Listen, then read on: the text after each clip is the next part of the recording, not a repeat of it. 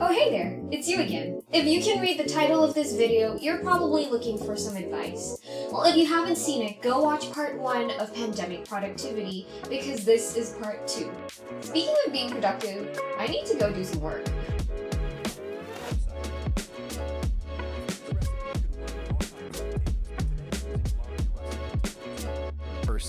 And I'm peeling them just to maximize the starchy surface area that will get crispy, but you really don't have to peel them if you don't want to. Okay, now cut these into whatever fry shape you want. You're not doing your work, Emma. I was just taking a break.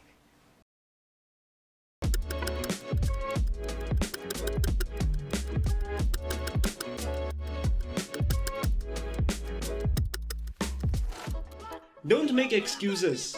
You've really got to police yourself. I'm not here to tell you that Netflix and games are bad. If you want a game, if you want to watch an episode, go ahead.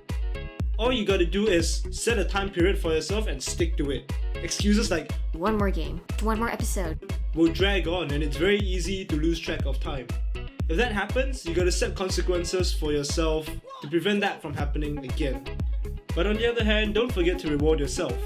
If you've accomplished something that you set out to do, go do something that makes you happy. It's essentially Pavloving yourself into being productive. You've gotta dangle your own carrot. Ow! I was having a test! Seriously, nobody wants a noisy or cluttered working environment with carrots falling all around you. Make your study area a place you enjoy working in.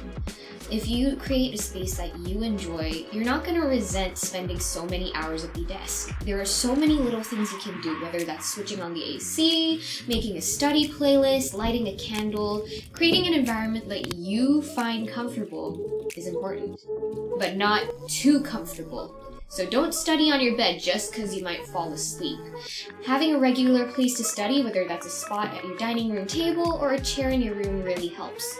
Try not to do fun activities in those specific places. Keep them work-only zones so that when you go there, you stay working and you don't get distracted so easily. Find what environment works in helping you stay focused.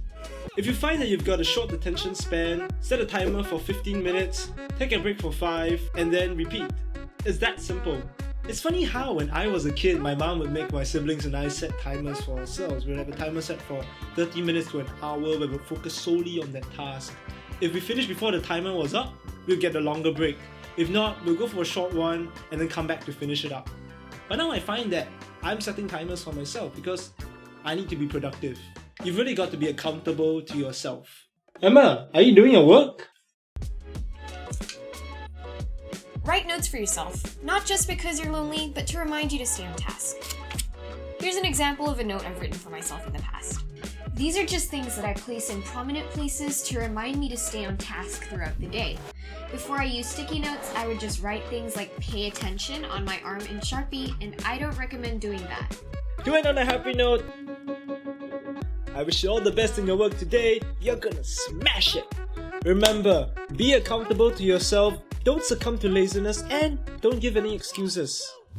With that being said, you don't have any excuse to not check out our podcast. You can find us on Spotify, Apple Podcasts, and YouTube. And don't forget to follow us on Instagram at @the.sociallyawkwardpodcast.